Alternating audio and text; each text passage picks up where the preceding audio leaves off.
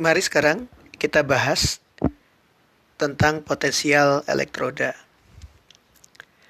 Pada kuliah sebelumnya, kita sudah singgung bahwa nilai potensial absolut dari sebuah elektroda tidak dapat kita tentukan.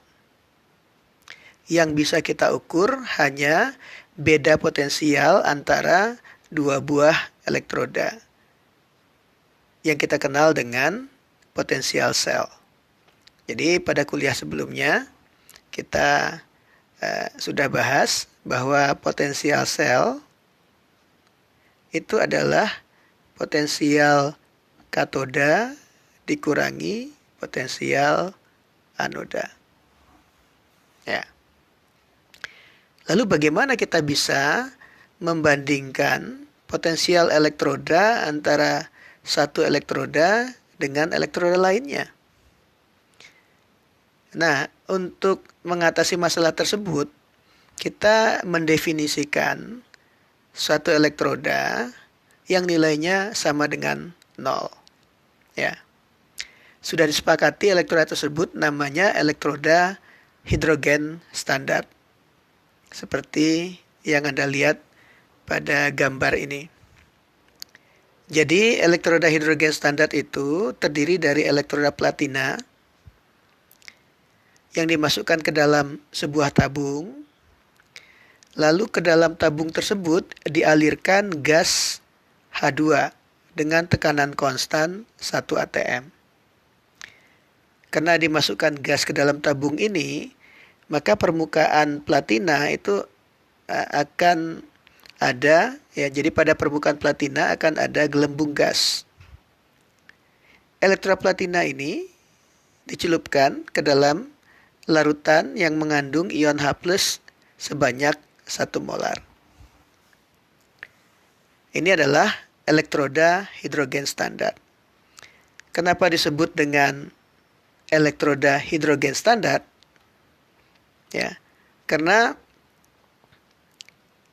elektroda ini ada dalam keadaan standar. Jadi keadaan standar itu untuk potensial adalah 1 atm untuk gas dan konsentrasi 1 molar untuk ion-ion dalam larutan. Jadi karena di sini tekanan gasnya adalah 1 atm dan konsentrasi ion H+-nya adalah 1 molar, maka kondisi ini adalah kondisi standar. Ya. Nah, makanya disebut dengan elektroda hidrogen standar. Kesetimbangan apa yang terjadi di permukaan elektroda platina ini? Ya. Di sini terjadi kesetimbangan antara ion H+ dan gas H2. Ya. Jadi gas H2, ya. Ini adalah kesetimbangan yang terjadi. Dan potensial elektrodanya kita definisikan sebagai 0 volt. Tanda 0 di sini ini menyatakan pada keadaan standar. Tetapi elektroda hidrogen standar ini juga istimewa. Nilai potensialnya 0 pada keadaan apapun. Ya, standar maupun tidak pada keadaan standar. Itu maksud saya. Berbeda dengan elektroda tembaga yang dicelupkan ke dalam larutan tembaga. Jika konsentrasi ion tembaganya tidak 1 molar, maka potensialnya juga tidak dalam keadaan standar. Ya. Potensialnya akan berubah. Nah, sekarang kita lihat sel galvani yang di sebelah kiri ini. Ya. Jadi kalau elektroda tembaga dihubungkan dengan elektroda hidrogen standar, ya, dengan kabel listrik, lalu larutan Cu2 plusnya dihubungkan dengan larutan H plus dengan jembatan garam. Ya, kita lihat Cu2 plusnya 1 molar, jadi dalam keadaan standar.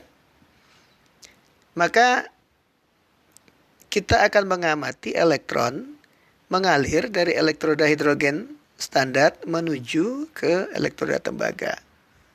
Apa artinya ini? Artinya elektroda tembaga memiliki potensial yang lebih besar dari elektroda hidrogen standar. Jadi, elektroda tembaga akan berfungsi sebagai katoda, elektroda hidrogen standar akan berfungsi sebagai anoda. Nah, tadi kita sudah lihat bahwa potensial sel, yaitu yang kita baca pada sel Galvani ini, itu adalah beda potensial antara katoda dan anoda. Ya. Jadi kalau potensial selnya adalah 0,34 volt dan katodanya adalah Cu, saya tulis saja ECU, dikurangi dengan potensial elektroda hidrogen standar adalah 0, maka potensial elektroda Cu dalam keadaan standar itu adalah 0,34 volt. Beginilah caranya kita menentukan nilai potensial elektroda standar dari berbagai elektroda. Ya. Hal yang sama bisa kita lakukan untuk menentukan potensial elektroda standar dari elektroda seng. Jadi logam seng dicelupkan ke dalam larutan ion seng 2 plus 1 molar, lalu dihubungkan dengan elektroda hidrogen standar. Kedua larutannya dihubungkan dengan jembatan garam. Apa yang kita amati? Elektron mengalir dari seng ke elektroda hidrogen standar. Artinya apa? Artinya potensial dari elektroda hidrogen standar itu lebih besar daripada potensial elektroda seng. Ya. Jadi kalau kita baca potensialnya minus 0,763, artinya potensial elektroda seng itu 0,763 lebih rendah daripada potensial elektroda hidrogen standar. Sehingga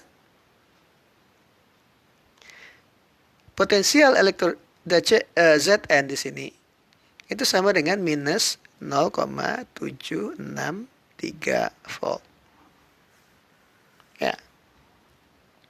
Jadi angka minus 0,763, angka 034 itu adalah angka relatif terhadap elektroda hidrogen standar yang kita definisikan potensialnya sama dengan 0.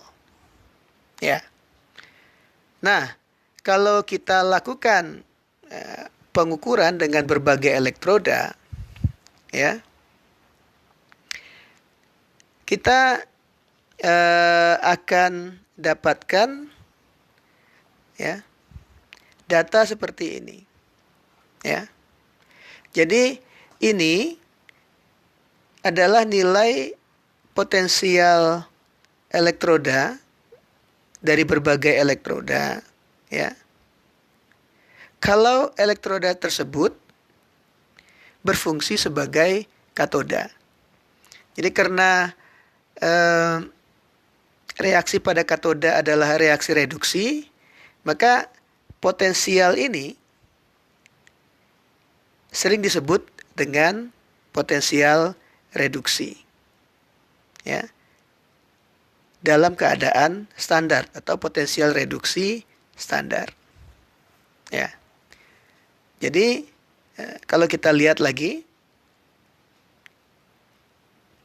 Cu2 plus kalau tereduksi menjadi Cu, ya potensial elektrodanya adalah 0,340. Seng posisinya ada di minus 0,763. Ya.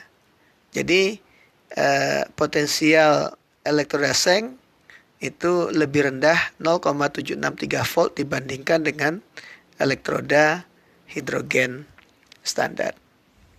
Nah, jadi kalau Anda ditanya, mana yang lebih mudah tereduksi, ion Ag+ atau ion Cu2+? Ya, Anda akan menjawab ion Ag+. Kenapa? Karena potensial reduksinya lebih besar dari potensial reduksi Cu2+ menjadi Cu. Ya. Jadi, poin penting di sini adalah potensial elektroda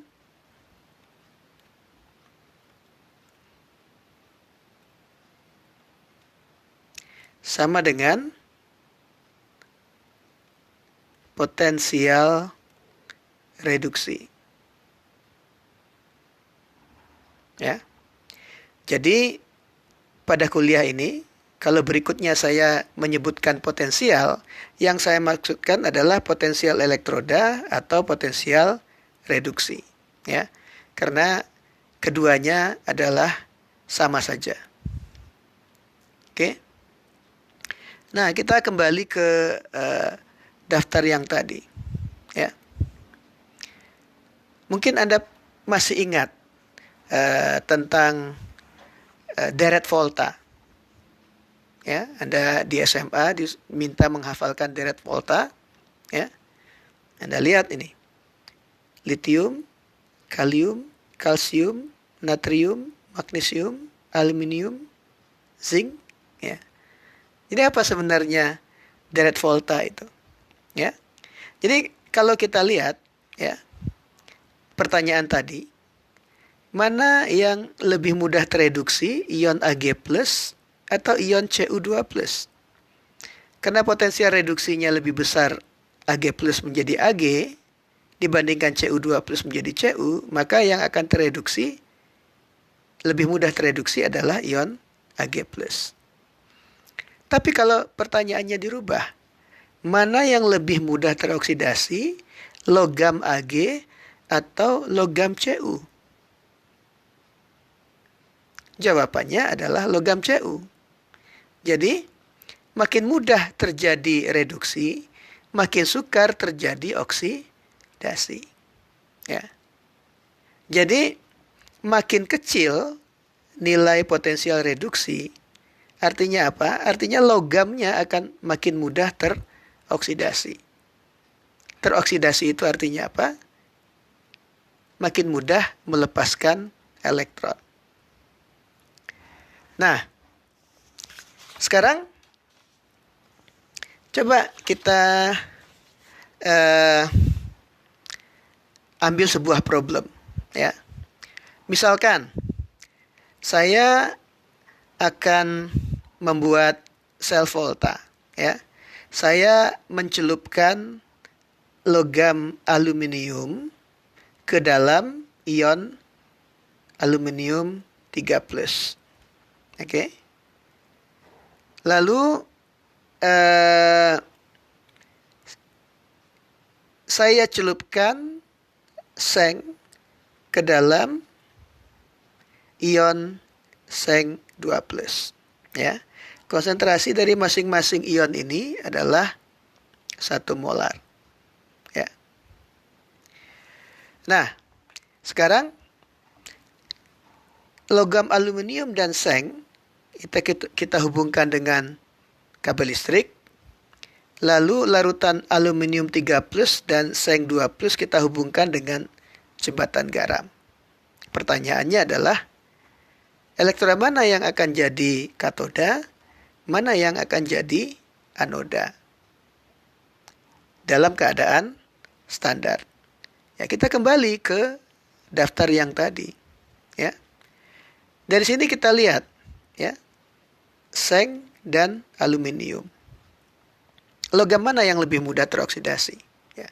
Karena potensial reduksi aluminium 3+ menjadi aluminium itu lebih negatif, artinya apa?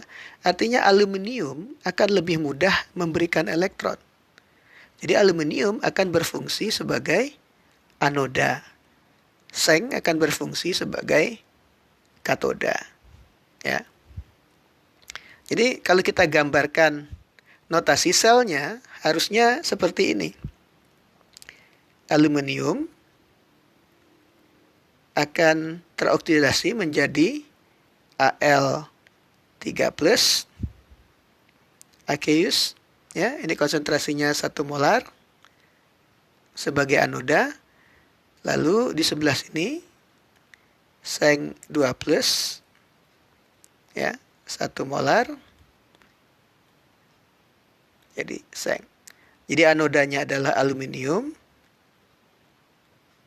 katodanya adalah seng, ya.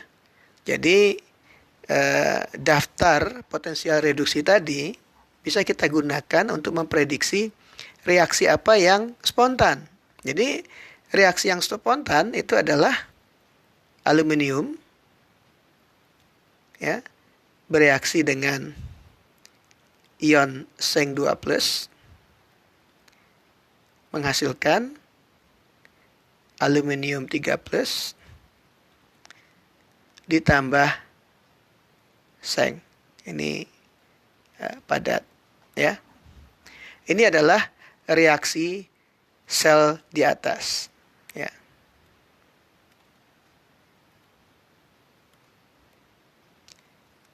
Kalau Anda ditanya, elektron akan mengalir dari elektroda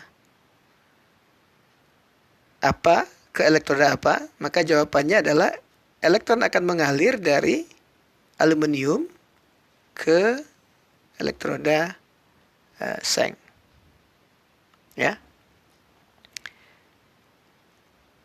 Jadi begitu penggunaan dari potensial reduksi standar.